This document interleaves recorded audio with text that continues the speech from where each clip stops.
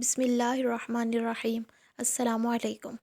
آپ صلی اللہ علیہ وآلہ وسلم سے کچھ ایسی باتیں دریافت کی گئی کہ آپ کو برا معلوم ہوا، اور جب اس قسم کے سوالات کی آپ پر بہت زیادتی کی گئی تو آپ کو غصہ آ گیا۔ پھر آپ نے لوگوں سے فرمایا، اچھا اب مجھ سے جو چاہو پوچھو۔ تو ایک شخص نے دریافت کیا کہ میرا باپ کون ہے؟ آپ نے فرمایا، تیرا باپ حذیفہ ہے۔ پھر دوسرا آدمی کھڑا ہوا اور اس نے پوچھا کہ یا رسول اللہ، میرا باپ کون ہے؟ آپ نے فرمایا کہ تیرا باپ سالم شبیہ کا آزاد کردہ غلام ہے۔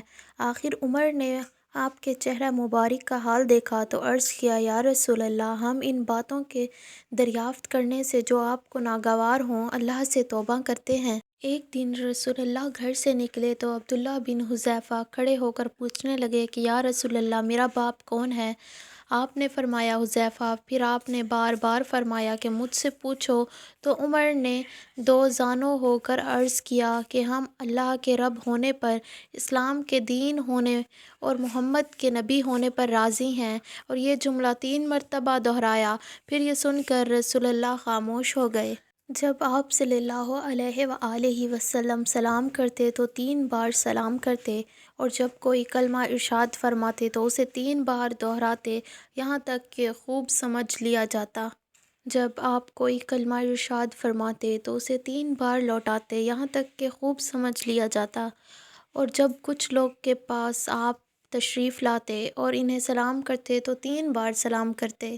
ایک سفر میں رسول اللہ ہم سے پیچھے رہ گئے، پھر آپ ہمارے قریب پہنچے تو عصر کی نماز کا وقت ہو چکا تھا یا تنگ ہو گیا تھا اور ہم وضو کر رہے تھے۔ ہم اپنے پیروں پر پانی کا ہاتھ پھیرنے لگے تو آپ نے بلند آواز سے فرمایا کہ آگ کے عذاب سے ان ایڑیوں کی خرابی ہے، اور یہ 2 مرتبہ فرمایا یا 3 مرتبہ؟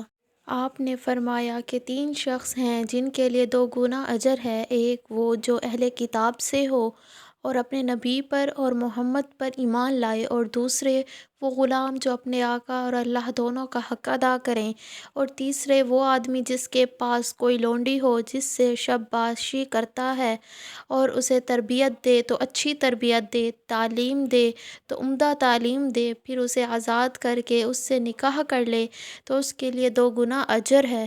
پھر عامر نے صالح بن حیان سے کہا کہ ہم نے یہ حدیث تمہیں بغیر اجرت کے سنا دی ہے، ورنہ اس سے کم حدیث کے لیے مدینہ تک کا سفر کیا جاتا تھا۔